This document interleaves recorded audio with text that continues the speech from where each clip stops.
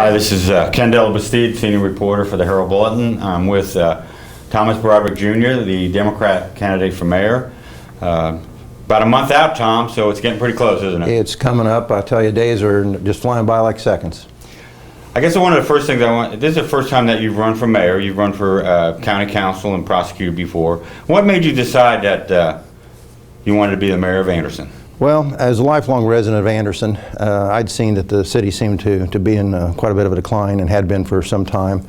I feel like we've kind of gotten ourselves in a hole, and I feel like that the direction of the city that we've been going is not the right direction, and there's some things that we can do to make it better. And I felt like I was a person that had the experience and capability of doing that. And after giving it some thought, I decided that was the best course of action for me and hopefully for the city. Now, of course, your dad ran for mayor, and I think it was 1979. He did. Against Tom McMahon. That's correct. And so you're kind of like following his footsteps here, running for mayor. Right, to some degree. I've always been interested in government and politics. As you know, I'm an attorney by profession. But when my father ran, I was involved in his campaign. I believe I was like 26 years old or so then at the time.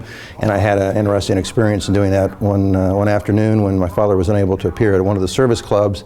And I was asked to fill in on his behalf, and I got to have a little discussion with Mr. McMahon and I together. So I think he was about as surprised of that as I was, but it all worked out okay. Yeah. Obviously, ever since General Motors has left Anderson, economic development and creation of jobs has always been a key issue in Anderson, and will probably continue to be a key issue for the foreseeable future. What would you like to see done in terms of the direction of economic development efforts if you're elected mayor in November? One of the larger things that I'm concerned about, what I'd like to see done, is more efforts at attracting good, well-paying jobs for individuals that will lead to potentials of careers for folks, not just jobs that get them by. Presently, the efforts seem to have been, for the most part, not totally, but for the most part, they seem to be jobs that anything that we can land that we call a job in order to say we pulled in a job is a good thing from their viewpoint, whereas from my viewpoint, we need something that will keep our families here, that will keep our children here, that will attract people from outside the area to come in and move and become part of our community. So one of my efforts is going to be to reach out to employers that have good, substantial, well-paying jobs, ones that will come in without us having as taxpayers to put forth a lot of money out of our pockets to entice them to be here. That's always a big concern, because it's a question of what are we putting out and what are we getting back. And my concern is that we're tying our hands in such a way that we're going to put ourselves in a position that we won't be able to afford to reach out to the better companies in the future if we continue to go down the track that we're going down right now. So for me, it's bringing in better, well-paying jobs to the community. It's also expanding our population and expanding our tax base, if you will, to help keep our taxes in place and be able to have the revenues that we need to run the city properly. We've seen some success over the past few years. I mean, we've got some foreign investment. The biggest one probably that's just been announced is NTN Drive Shaft. But the city, like you said, we gave them a 10-year tax abatement. Would you have not offered that to them to become the Anderson, or you think that was too much to offer? Obviously, I was not involved in the negotiations, right. But I did talk to Mr. Winkler about it subsequently. And I asked him why so much. Actually, I even spoke to the mayor about it. I felt like it was too much for too little. The mayor's viewpoint, he can speak for himself, but I believe his viewpoint was we got to do it. Mr. Winkler's viewpoint was that I'm not sure what his viewpoint was. I just simply asked him, how can you continue to do that? Right. I said, if you make that same deal too many times, you'll go bankrupt. And that's sort of a sign of maybe not such a good deal. And he noted that, well, there had been a time when somebody had asked for something similar and they had said no, because I said, what are you going to do the next time? And he said, well, just say no. And I said, but you didn't say no this time. The other thing about economic development, during Mark Lawler's administration and also Chris Ackerman's, it was pretty much an in-house operation. I mean, there were city employees. The current administration has taken a different tact. They use an outside consultant and they pay him. What's your thinking about how that department should operate in the future? Well, I want an economic team. It needs to be a good team of people. I think it needs to be more than one or two people. It needs to be a team of people who understand economic development, that share the vision that I have, having to do, again, with the expansion of the city, both in population and in tax base. Again, bringing in jobs that are well-paying without paying out large sums of taxpayer money. And if we can get the right people involved in that, I think that's the approach to take. I would prefer for it to be in-house. That doesn't mean that if people from outside have the capabilities and the special abilities that we need to grow our city, then obviously we should use that. But I want to look first in-house, and particularly for people who share the same policies and visions that I do. Along the lines of economic development, I think everybody knew that the growth would be by the interstate. I mean, just because it is the interstate.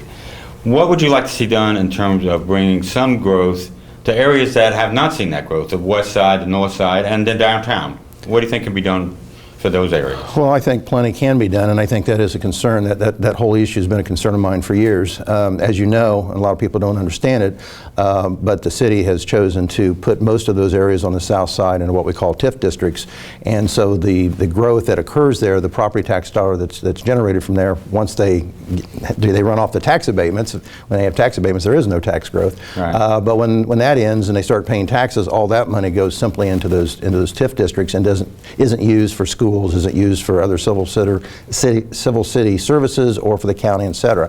That's one of the reasons we have such a shrinking tax base that we have to do something about. So if we can bring some of that development into other areas and not put those into a TIF district, we keep expanding our TIF district. Most people don't realize almost a third of our community is in a TIF district now, and it's supposed to be reserved for blighted areas. And I don't think most people believe that the south side of Anderson is a blighted area, nor over there where they're putting in Cermax is a blighted area, yet that's, again, another part of the TIF district. Right. So I think what we need to do is we need to reach out. We have to remember there's four sides of town, not just one. There's certainly, if all one needs to do is drive to the north, and you can see how many of the businesses have closed out there now, especially with some movement from the car dealerships and so forth. We need to rebuild part of the north part of Anderson. That way folks don't have to drive clear across town to, for dinner or what have you. Same thing on the west side. I think the west side is really prime. It's on a state road, State Road 32. It's only 10 or 15 minutes away from Hamilton County, one of the most fastest growing, richest counties in the state, if not the nation. There's no reason why we can't develop down that corridor to bring people in from that area of the community, and also build that area up there as well for the people that live there. And the same would go for the east side. But I look at the north and east side as somewhat similar, but they all need development. They all need changes that are occurring right now. As you know, we have a lot of blight going on in the community, a lot of dirty streets, so just a lot of problems. We have to make ourselves attractive before people who are serious about bringing good business here will come. You're elected mayor, you take office in January. What would you like to see Anderson look like in 4 years? In 4 years, I'd like to see that our roads have been paved and maintained on a regular basis. I'd like to see our parks having been enhanced and improved. I'd like to have more areas for young people to go. We've talked a lot about splash pads. I'd like to see at least one or two of those developed. I'd like to see some of the sporting areas for kids to have involvement with, to keep them off the streets. I'd like to have some summer programs going, some after-school programs going. I'd also like to see a senior citizen center in play. I'd like to get the City of Anderson transit system bus issue resolved a lot quicker than 4 years, hopefully.